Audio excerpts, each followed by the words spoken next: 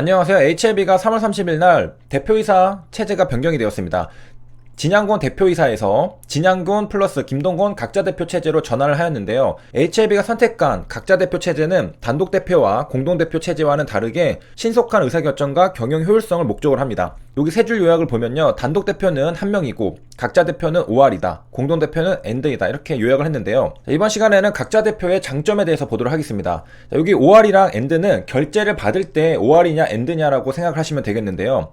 우리가 결제를 받을 때 두 명의 보스 중에 한 명만 결제를 받아도 되는 것과 두 명의 보스 중에 두 명 다 반드시 받아야 되는 것은 분명히 의사결정에서 차이가 있을 것입니다. 자, 그러한 관점에서 우리가 한번 공부를 해보도록 하겠습니다. 먼저 대표이사가 무엇인지에 대해서 공부해봐야 되겠죠. 사내이사 중에서 대표권을 가진 사람이 대표이사입니다. 대표권 사내이사, 대표이사. 사내이사에게 대표권을 어떻게 분배하느냐에 따라서 대표이사의 종류가 세 가지로 나뉘게 됩니다. 그 중에 하나가 단독 대표, 각자 대표, 공동 대표인데요. 단독 대표라는 것은 대표이사 한 명이 업무를 결정하는 방식입니다. 대표이사가 한 명인 거죠. 여러 명의 이사 중에서 대표권을 가진 이사가 한 명이다 라는 뜻이고요. 이사가 한 명일 경우에는 그 이사가 당연히 회사를 대표하거나 등기부 등본에는 사내이사로 기재가 됩니다. HLB가 진양곤 단독 대표 체제일 때 보면요. 여기 임원 및 직원 등의 현황에 보면 진양곤 회장이 대표이사로 적혀있고, 사내이사가 여러 명 있죠. HLB 내에서는 사내이사가 여러 명 있는데, 이 중에서 대표를 하는 사내이사, 대표이사가 한 명인 단독 체제였습니다. 그리고 당연히 등기 임원이고요. HLB의 회장이 대표이사를 같이 하는 그러한 체제였습니다. 자, 이러한 진양곤 단독 대표 체제에서 이번에는 진양곤 플러스 김동건 각자 대표 체제로 전환을 하겠다라는 것이거든요. 결제를 받는데 한 명이 받는 게 아니라 두 명이 받게 됩니다. 자, 변경 사유를 보면은 경영 효율성 제고 및 책임 경영 강화를 위한 각자 대표이사 체제 구축 이렇게 적혀 있는데요. 여기에 경영 효율성을 어떻게 제고할 수 있는가 이 부분에 대해서 보면요. 자, 먼저 각자 대표가 무엇인지에 대해서 봐야 되겠죠. 대표이사가 2명 이상이나 각각 독립적으로 결제 권한이 있는 방식이 각자 대표입니다. 그러니까 한 명의 대표이사가 부재하더라도 다른 대표이사가 신속하게 의사결정할 수 있다는 장점이 있습니다. 자, 요 부분에서 OR이라는 표현을 제가 쓴 건데요. 그러니까 두 명 중에 한 명만 true여도 결과값은 true가 나온다라는 뜻입니다. 그러면 조금 예습을 해보면은 공동대표는 AND라고 했었잖아요. 둘 중에 한 명이라도 false가 나오면은 결과값은 false가 나옵니다. OR이랑 AND의 차이점은 뭐냐? 결제를 받는다고 했을 때 신속하게 어떤 업무 의사결정을 한다고 했을 때 각자 대표가 신속하고 효율적인 이유는 한 명만 결제하면 되기 때문입니다.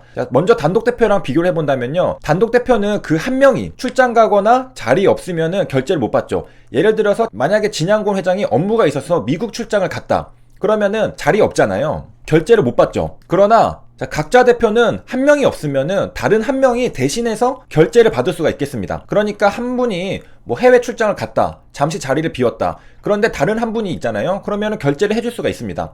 그래서 아무래도 둘 다 자리를 비우는 확률은 한 명이 있는 것보다는 더 적을 테니까 의사결정이 조금 더 신속하게 될 수 있다는 것을 우리가 알 수 있습니다. 자, 그러면 공동대표는 뭐냐? 두 명의 대표이사에게서 모두 결제를 받아야 되거든요. 둘 다 결제를 받아야 되니까 오히려 이것은 단독 대표보다 결제받기가 더 힘듭니다. 왜냐면은 공동대표는 둘 다 자리에 있어야지 결제를 받을 수 있기 때문에 한 명이 출장 가 있으면은 결제가 되지 않잖아요. 그렇기 때문에 의사결정이 굉장히 느리다. 느린 만큼 다른 말로 하면은 신중한 경영이 가능하다. 이렇게 표현할 수 있는 겁니다. 자, 또한 이제 각자 대표는 어떠한 점이 장점이냐? 단독 대표 진양곤 회장이 혼자 의사결정한다고 생각했을 때 아무래도 혼자서 일처리 하다 보니까 굉장히 업무가 많겠죠. 하지만 각자 대표는 두 명에서 나눠서 일처리를 하니까 좀 더 집중력 있게 한 가지 업무에만 집중할 수 있을 것입니다. 그래서 분업을 통한 효율성 증가를 할 수 있기 때문에 의사결정에서 신속하고 효율적이다. 이렇게 우리가 표현할 수 있는 것이고요. 그러한 이유로 변경 사유에 경영 효율성 제고라는 말이 있는 것이고 앞으로는 진양곤 회장 혼자만 일을 하는 것이 아니라 김동건 대표이사도 함께 업무를 분할해서 일할 거라고 우리가 볼 수 있겠습니다. 자, 그래서 중간 요약을 하자면은 단독 대표 체제와 각자 대표 체제의 차이점은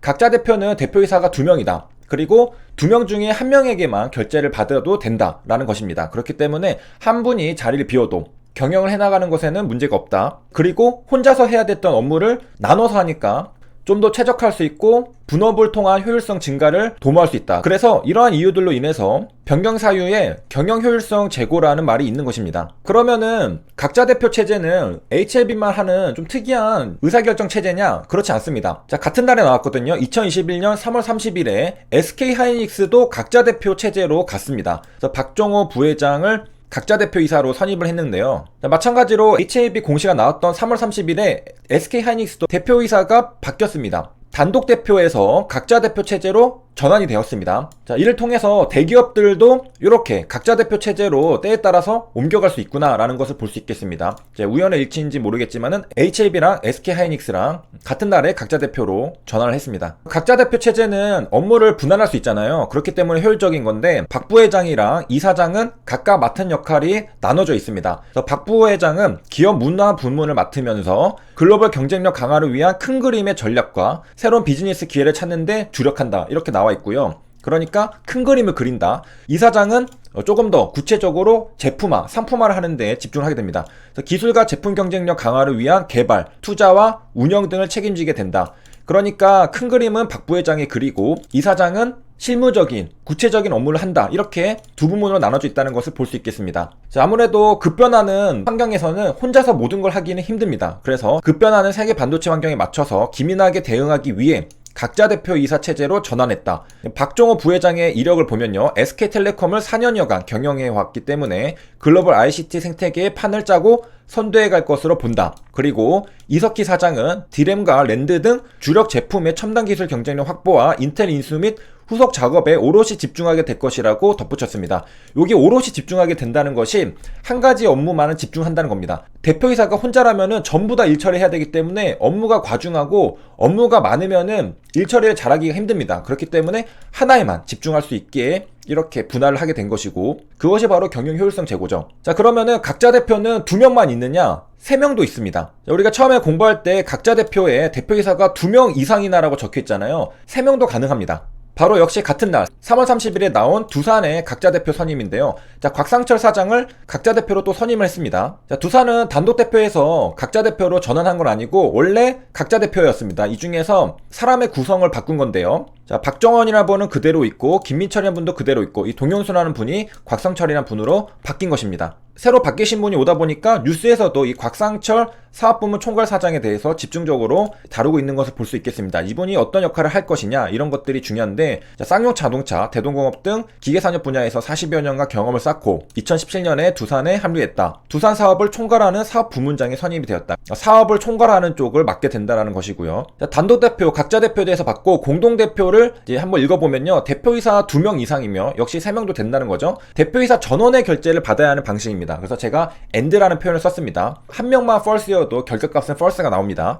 여러 명의 대표이사들 간의 견제와 균형을 도모할 수 있고 신중한 경영이 가능합니다. 전원의 합의를 이끌어내야 하므로 결정 속도가 느리며 극단적인 경우 회사 운영이 마비될 수 있습니다. 그러니까 아주 신중한 의사결정을 할 때 공동대표 체제를 가져가야 된다는 거죠. 빠른 의사결정, 신속한 의사결정은 각자 대표 체제. 둘 다 각자 대표, 공동대표, 대표이사가 2명 이상인데 의미는 정반대죠. 신속한 의사결정은 각자 대표, 신중한 의사결정은 공동대표입니다. 이게 OR과 AND의 차이라는 것입니다. 공동대표 체제의 예시는 한올바이오파마인데 3월 29일에 나왔습니다. 기존 제약산업과 국내 R&D, 글로벌 임상개발과 신규 파이프라인 개발 주력, 신약 개발을 하기 때문에 첫 단추를 잘못 깨면은 그 이후로 연쇄적으로 문제가 생길 수가 있기 때문에 굉장히 신중한 의사결정을 하기 위해서 공동대표 체제로 가는 것을 우리가 볼 수 있겠습니다. 자, 그럼 HLB는 왜 각자 대표냐? 이미 어느 정도 큰 틀은 다 잡혀 있잖아요. 이제 세부적인 구체적인 업무들을 해나가는 데 있어서 신속하게 의사결정을 하겠다라는 의지로 볼 수가 있겠습니다. 만약에 신약 개발을 처음 들어가는 거라면은 각자 대표는 리스크가 있죠. 하지만은 어느 정도 이제 상업화에 가까워진 단계, 큰 틀, 큰 비전은 전부 다 정해져 있는 상태이기 때문에 각자 대표로 가도 괜찮다라고 생각했던 것 같습니다. 한올바이오파마 공시를 보면은 공동대표로 이렇게 가는 것을 볼 수 있겠고, 자, 또 윤재춘이라는 분이 정승원이로 바뀌었다. 이것까지 볼 수 있습니다. 자, 그래서 이번 시간에는 HLB가 선택한 각자 대표 체제는 단독 대표와 공동대표 체제와는 다르게 신속한 의사결정과 경영 효율성을 목적으로 한다는 것을 알 수가 있었고요. 단독 대표는 한 명이다. 각자 대표는 OR이다. 공동대표는 AND입니다. 여기까지 시청해주셔서 감사합니다.